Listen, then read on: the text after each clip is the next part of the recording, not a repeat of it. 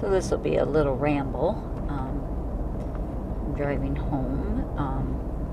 It's fall now. And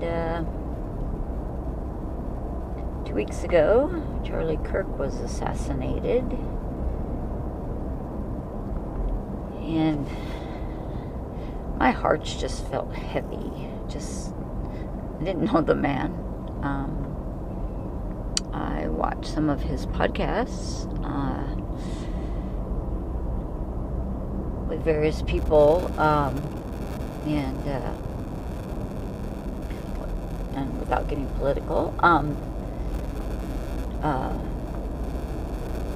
believed what he preached, what he spoke about,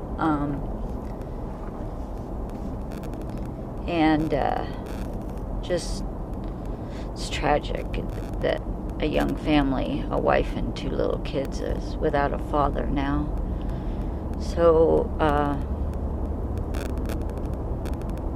I watched the memorial service Sunday that took place in Arizona with all the speakers and stuff. I watched the whole thing.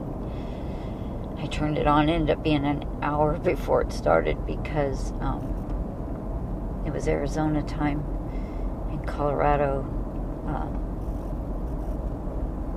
right now is a different time than Arizona. So, anyways, so I turned it on like at noon our time, thinking it was starting, but I was wrong. But anyways, so I watched the auditorium fill up and all the people and all the great speakers and tributes and memories and all that. It's just been heavy for somebody I never knew.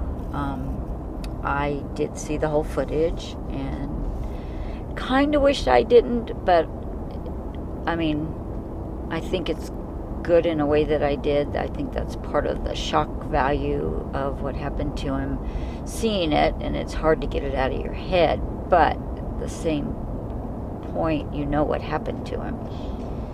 And I don't buy into all these conspiracy theories that are going around. I'm a hunter, and I have hunted with a 30-06, and it's not the rifle I normally use. I actually use a 25-06 as my deer rifle, antelope rifle, stuff like that. The 30-aught would come in more with bear and elk and those kind of things. And I shot my big bear with 30-06.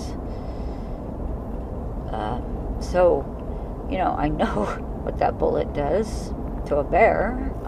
Seen it with my own eyes. Now, hunting rounds, obviously, there's all kinds of ways that those bullets, those shells could have been loaded with bullets and powder, and so who knows? That's all hearsay until we see some kind of autopsy report or the trial, which I don't think we're going to see the autopsy till the trial. But I also heard something yesterday that there was no autopsy.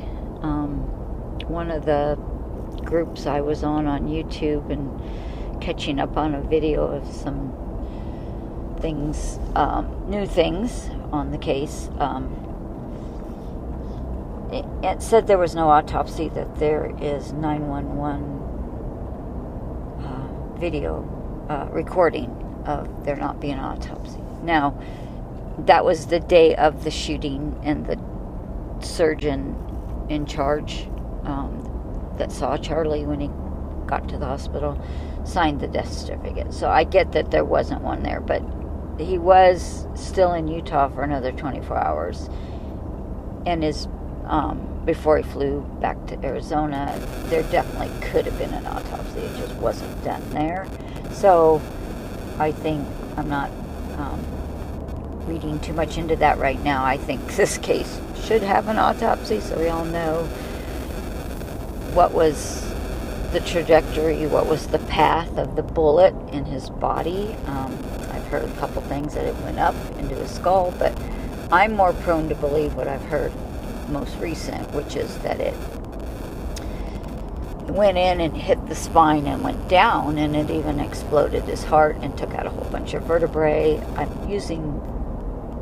mostly believing that because of what Erica Kirk said, that when she was told that she could see the body, but she probably shouldn't, that there was damage to his neck. And she said something, and I can't find the clip now where I saw this. So much has been posted last 2 weeks. But that it was all crunched down or compacted. I'm not even sure the word she used, but that it was, it made the neck look different. And I also saw or read, I think I was on somebody's page and I had the sound down, so I was reading it, but when they took his casket off of Air Force 2 with J.D. Vance and his wife and Erica arriving in Arizona, and possibly even when they were putting it on Air Force 2, so I'm not really sure where, but at some point he was at the head of the casket, and whatever I was watching, they made the statement that he was told to elevate the front end of the casket because of the damage to Charlie's neck. He was dead, but maybe they don't want it to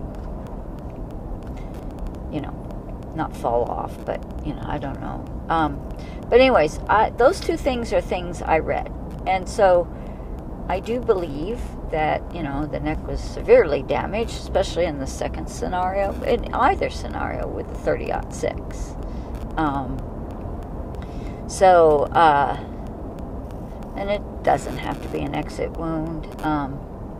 Not everything goes through, and physics, and who knows? It could hit something. It could have hit something on the way in, and it is a weird angle. The shooter was not that good to kill Charlie instantly. He was most likely aiming for his heart, center mass, or between the eyes. He was not aiming where he hit. That basically was a lucky shot. Nate from Valhalla, because I called him and told him I was doing this panel yesterday.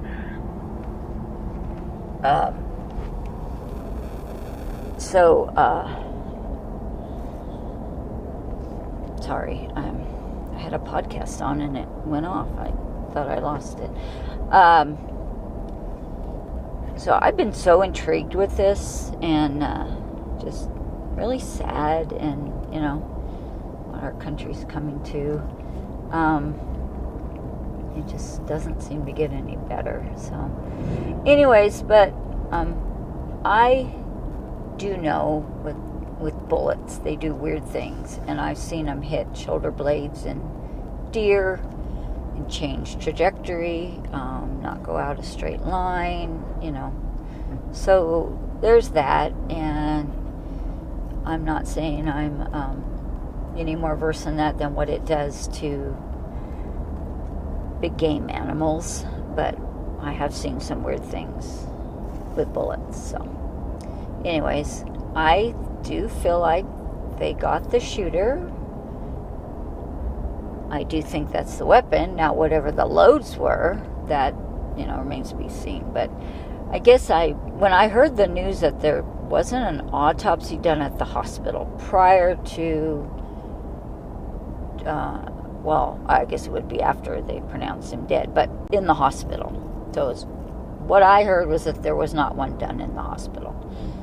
But he was there overnight and into the next day, and basically 24 hours. So there was ample time to do one after the fact. So the recording that was, I believe, a 911 radio, recorded radio thing, saying that there wasn't one, that's the kind of stuff that we'll probably have to wait till the trial to hear. and whether or not there was an autopsy. Now, I never felt like we were going to see the autopsy until the trial. If they can expedite, great. You know, I still think we're probably, a year out? I mean, that would be expedited, because look at some of these other trials. They sit for a couple years or more, or, you know, they sit before it comes to trial. So, yeah. So, that being said, anyways, I just really, and I'm not a religious person, I'm very spiritual. I believe there's more to this this world that we live in, and afterlife and all that. But my heart hurts for our country and for things like this happening. Just a few days ago, we had the ICE shooting. 2 days ago, I guess. So in Texas, and you know, we'll have more stuff, you know, going on, because we do. But just I don't know, just pray for our country. That's all I can say. I don't know any other way to say it. I'm not a person that goes down on my knees and prays. I talk to God. I talk to my guardian angels, my spirits, and that's what I mean by praying in my way. But however you do, believe to pray for our country, because I think the United States of America is going down a very divided path politically, and it's gonna take a lot of time. And you know, whether you're for President Trump or against him, or whether you were for President Biden or against him, or President Obama, or any of them, you know, and I'm not even really saying this is political as much as Tyler Robinson just didn't like the guy. I mean, isn't that sad? He didn't like him. He didn't like what he said. He didn't like the words that Charlie said. And he shot him for that reason. The words we say is one of our amendments, our rights, the First Amendment, and freedom of speech. So, you know, but it gets to the point where you're going to be scared to say what you really feel or what you really believe. And love that tree. Anyways, colors are really starting to change. So I just wanted to get on here and say that. I'm not sure I'm going to post this, but I did want to say it. I might post it. Just, I don't know. We'll see. I don't know how you all feel, but I've just felt really heavy, really sad. Not so much anger. Hurt. I would say hurt. My feelings are hurt that this type of stuff can go on in our country, and take out a young father, a new husband, a voice for a movement. You know, that's just wrong. Assassination is wrong. No matter who it is, it's wrong. So, that's all I wanted to say. I'm going to say bye for now. Happy fall. Look at these trees at our medical clinic. They're so pretty. They're some of the first that change and go bright yellow every year in Colburn. As you can see downtown, they're still pretty green. There's a few there, but just wanted to show that.